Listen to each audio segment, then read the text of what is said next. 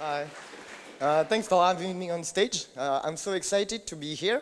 It really feels like we are doing something incredible and taking back the power away from the banksters. And I really like that because that's the way of freedom and so on.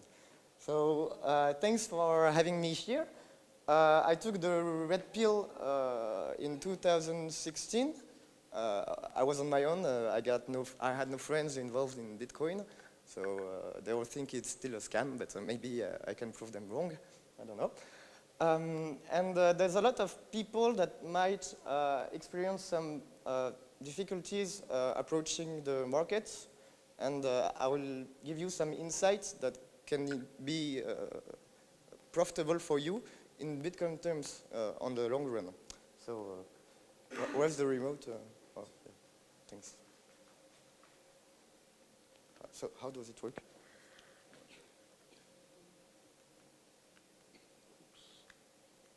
Okay. Okay. Okay. So, basically, it's all about buying low, selling high, right? But people, we don't get it in general. We are not rational creatures. And there's a lot of controversy on Twitter, like Tony Vase is bearish, Pomp is bullish, and then what should I be? Should I be bullish? Should I be bearish? So, to me, technical analysis is completely overrated because it's the banksters' approach, actually. So, you guys think that somehow by longing Bitcoin at the right time, it will be good for your finances, but it's not. It's not. So my approach is to be more like water, or I don't know if you know Aikido. You use the strength and the force of the opponent, and you apply it back to him. So this strategy is a bit like that. So the white part is the real money, right? The Bitcoin, and the black part is the fake money.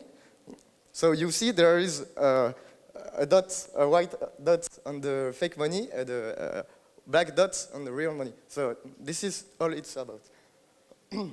So basically, my strategy is you allocate 50% of your portfolio, of your net worth, in Bitcoin, like real money, and 50% in fake money, the US dollar.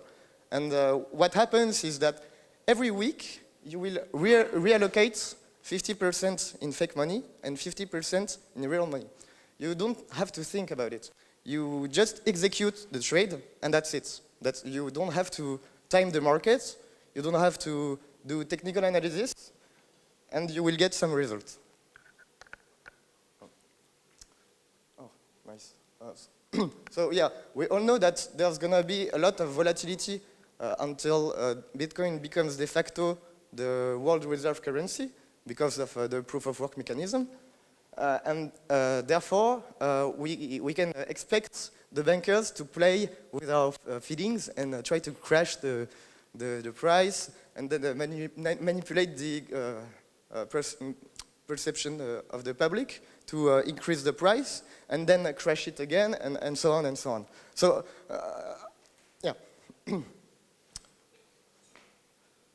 So, as I said previously, you don't have to think about it. You don't need to be consistent, except that you need to do it at the same time of the day every week. And it's really important for many reasons, but basically you won't be chasing candles. And I think it's important for mental health to not look at the charts.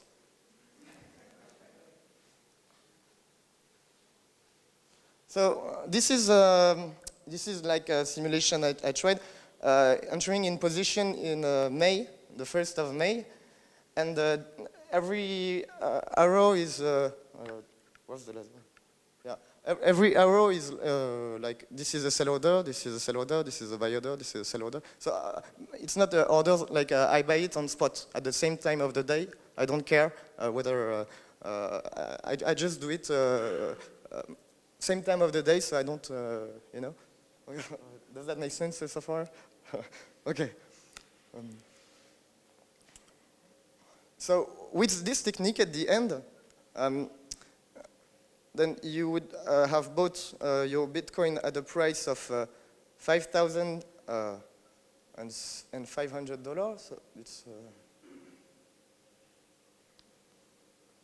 so it's here. Sorry, 5,300. And sorry, I have some problems with that. Oh, okay. Okay, I get it. Okay. Okay.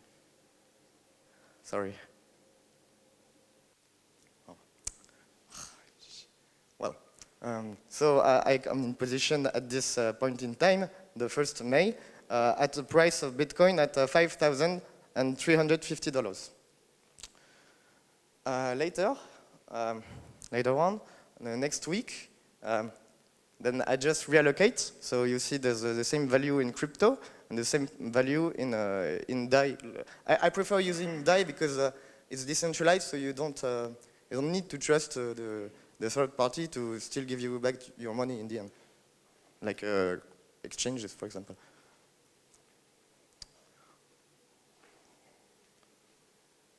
So,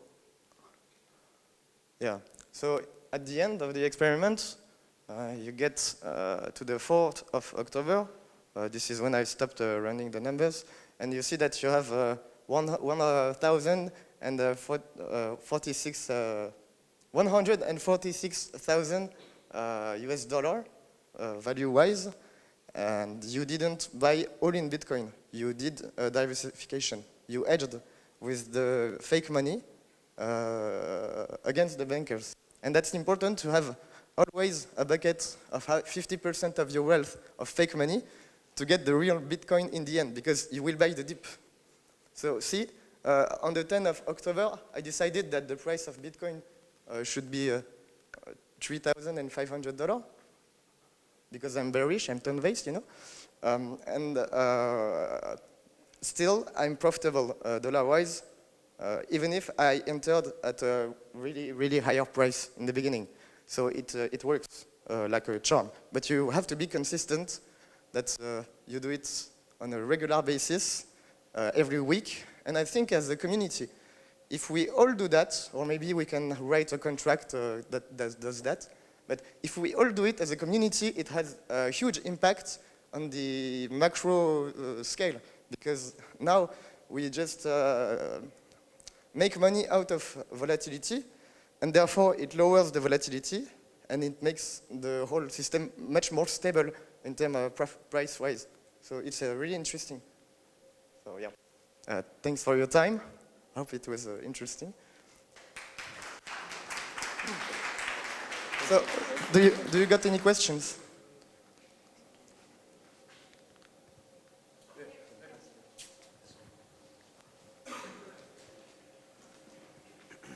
Well, thanks for the talk. My question is, you have this initial amount of capital. It's like that it's fixed, right? And then the profit that you make, it's going to other bag, and then you still maintain that 50 and 50. Yeah, as you maintain the equilibrium, you will be actually buying the bottom and selling the top always. But you don't need to watch the chart, and you don't need to watch the price every day. You just do it on the one day, 50-50, and that's it. That does answer your question? Yeah, I think so. I was not sure if it was dynamic. Yeah. Dynamic capital. I can go back to the slide amount of the price to see how big are the orders. Yeah. So yeah, here I buy 9 Bitcoin because it's at this price it's half of the invested money. So sorry, let's say that it's during the Friday. Then if that Friday you have a better position for buying, you buy. Yeah, but in the end, it doesn't matter. Yeah. Yeah, on the long run, it doesn't matter if you choose Monday, Tuesday, Wednesday, Saturday. It doesn't matter because if everyone has a different day, then it's Yeah, okay. yeah. It's okay. So are those arrows when you buy and when you sell, basically? Yeah. Okay, okay. Yeah. Thank you. Hi, so obviously most of us put our Bitcoin in hard wallets. So what percentage do you need to have liquid in order to keep doing this strategy? Because you don't have all your Bitcoins liquid. So yeah, basically, you can have just a bucket, a small bucket of your money in this strategy, maybe 1% of your assets in this strategy. But you still to keep in that bucket 50% of fake money. This is how we fight the banks, actually. This is yeah.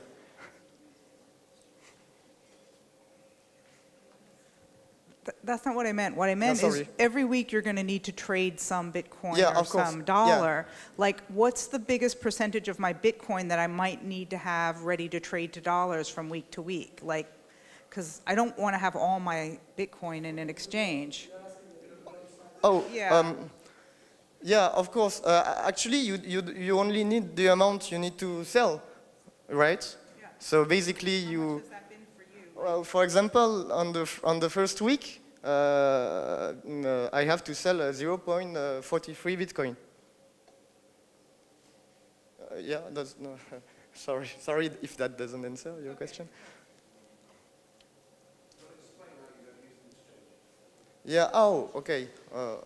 Well, there's different ways. I think the previous speaker explained way better than me.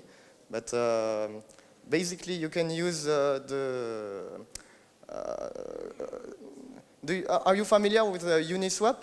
And you can have the DAI on this, and therefore you can have cash on hand to buy Bitcoin for DAI. And using the DAI, it's basically it's fake money, but it's good. It's as good as the dollar, I mean. Okay, thank you. Thank you so much.